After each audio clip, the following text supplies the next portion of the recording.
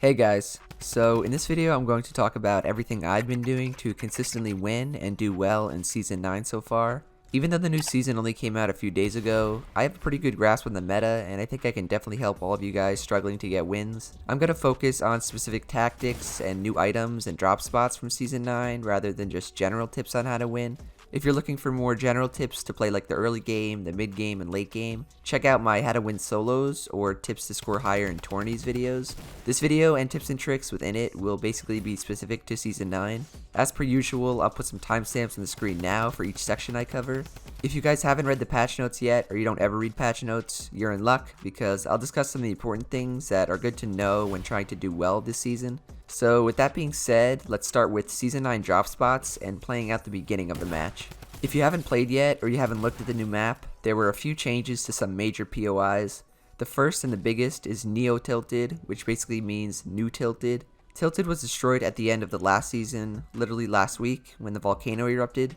The whole theme of this season is the future, and Tilted was rebuilt with a futuristic theme. All the buildings are different, they all have different floor loot and chest spawns, so Tilted has basically been completely changed. What this means though is that Tilted is going to be even more populated than before Season 9. In any match, whether it be arena or pubs or even World Cup qualifiers, Tilted has always been the hottest landing spot. There's always a ton of loot, it's at the center of the map, and basically when you go Tilted, you know there's going to be a ton of other people there, so people go there to fight and get high kills. I know how tempting it is to land there. I've been landing there myself a ton, but if you're trying to win and live past the first 5 minutes of the match, do not drop Neo Tilted, basically ever. Even when Neo Tilted isn't directly near the bus path, it will be crazy crowded, like 15 people minimum in all game modes. Anytime you get into a fight too, a minimum of 2 or 3 other people will come to third party you, I can guarantee it. On top of that, if you're playing a pub and you don't have any shields, with no siphon, you're basically screwed. So heed my warning and stay away from Tilted if you're trying to win. Land literally anywhere else. Most people like hot dropping right as the battle bus's doors open, or only dropping at POIs that are near the battle bus. Neo Tilted and the 2 other POIs, which I'll talk about in a second, all 3 new landing spots will have a ton of people landing there at the beginning of the season. The easiest way to live to the mid and late game and then eventually win is to avoid all early game engagements. Early game comes down to who can find the best guns, the most shields, and farm the most mats. So it's basically RNG, and unless you're willing to take the gamble, avoid Neo Tilted at all costs. The 2 other POIs are Mega Mall and Pressure Plant, and they're okay to land at as long as the bus path isn't anywhere near them. I'm not saying that any of the new POIs are bad to land at, because that's just not true. They all have an insane amount of loot and materials. The problem is, since they're new, people will land at them for the first few weeks or so just to land there. Mega Mall is the name for the new retail. The back of it, which is the side opposite of the houses with the stores and stuff, it basically all got destroyed when the volcano erupted, just like Tilted. Now there's a huge mall, hence the name Mega Mall, that's just chock full of loot. All the houses at retail got modernized too and are more futuristic, so those changed a little. Retail has always been one of my favorite spots in general, just because of how well laid out it is and how most of the houses have a decent amount of loot. Again, I know I've said it like 10 times already, but if it's near the path of the battle bus and you're trying to win and stay alive, land somewhere else that's safer. I have a video on a new drop spot that's behind Paradise that's modeled after John Wick's house. It's probably going to have people at it now since I made that video, so sorry for that. But my point is you can land anywhere else and it's better than landing at any of the 3 new POIs when going for wins. The last new POI that was added is Pressure Plant, and it's inside the volcano, and it's actually a really good landing spot. It's small yet enclosed because, like I said, it's in the volcano, so if anyone manages to rotate in, you'll be able to hear or see them. It has a crazy amount of loot. I think I found like 7 slurps when I landed there in solos. It also has a dumb amount of wood and metal fences and pipes, so you can get max wood and max metal really quickly. There are also geysers and slipstreams nearby, which are the new rotation devices I'm going to talk about. So low-key, Pressure Plant is OP.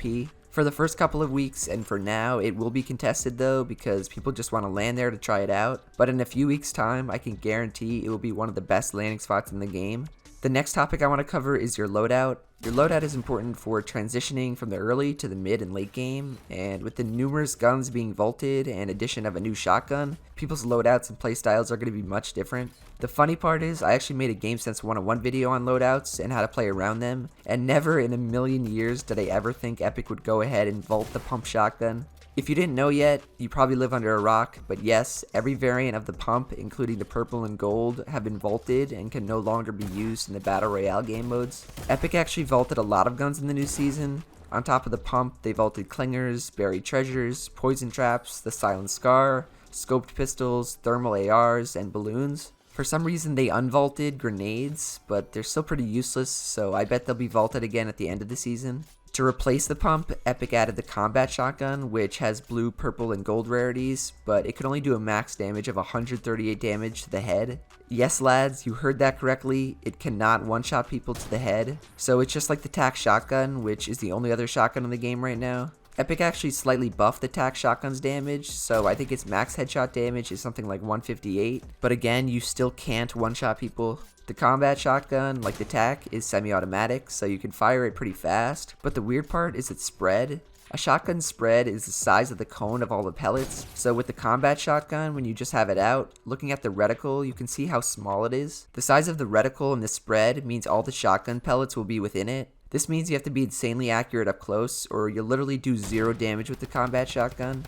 In most shooters and most games, shotguns have big spreads like the pump did, so when someone's in your face, you can destroy them with a few pellets. But with the combat shotgun, not only is it hard to hit shots up close because of the spread, but it barely does any damage on top of that. Where the combat shotgun is effective is in medium range fights, which is weird for a shotgun and for Fortnite in general. The best way to use it would be to kind of stay back in fights and use it to chip away at people. You definitely don't want to use it like the pump, where you're getting in people's faces and their boxes and one-pumping people, because you'll just get sprayed to death with a Tommy gun and you literally can't even one-pump people anymore. For some reason, the combat shotgun can do damage from up to 10 blocks away, which is pretty far, and some of you guys might be like, oh, that's pretty good. But you gotta realize that you can do double or triple the damage of the combat shotgun from that range with an assault rifle or even an SMG.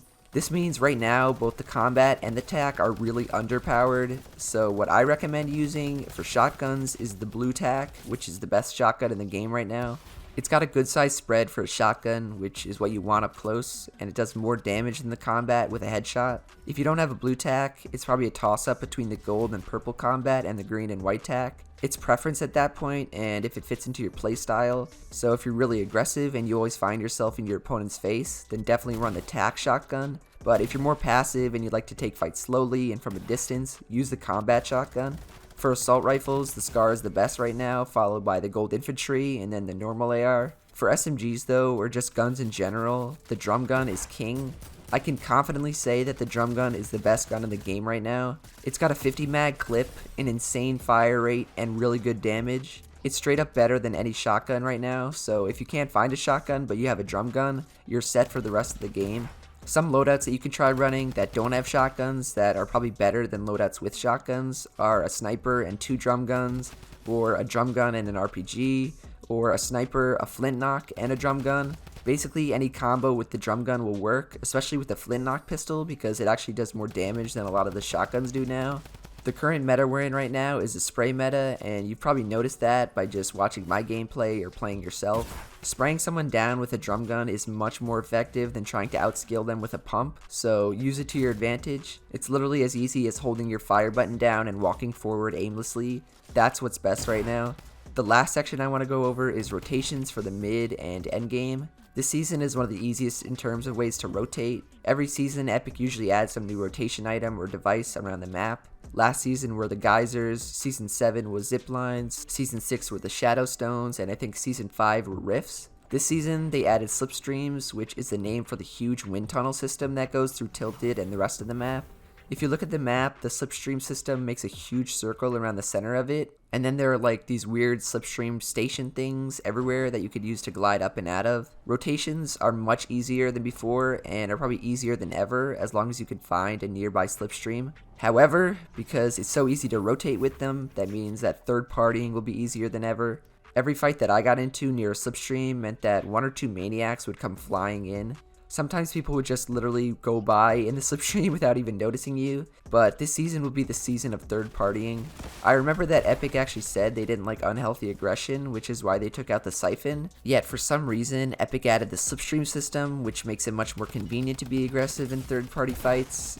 Anyways, you're probably gonna ask, itsJerian, how can we stop getting third partied? The quick answer is to not fight around slipstreams, which is kind of just stupid advice. The real answer is to end your fights quicker or just to straight up disengage. This is a lot harder because the new shotguns don't do any damage, but you need to end your fights quicker. The longer you fight an opponent and don't kill him, the more time you're giving someone else to come and third party you. This is another reason why drum guns are so damn good right now. You can just spray down people's builds and kill them in seconds. The combat shotgun will take like 5 shots to kill someone if you're lucky, and that alone would take 2 or 3 minutes to happen. You should be ending your fights in less than a minute, and honestly probably less than 30 seconds. So to put it all together, land somewhere safe and not at any of the new POIs. Get a drum gun, screw everything else, you don't even need a shotgun anymore. Then use slipstreams to rotate and end fights fast so you don't get third partied. That's how you're going to win and do well in Season 9. If this video helped you guys get a win, be sure to drop a like, subscribe to the channel, and turn on post notifications.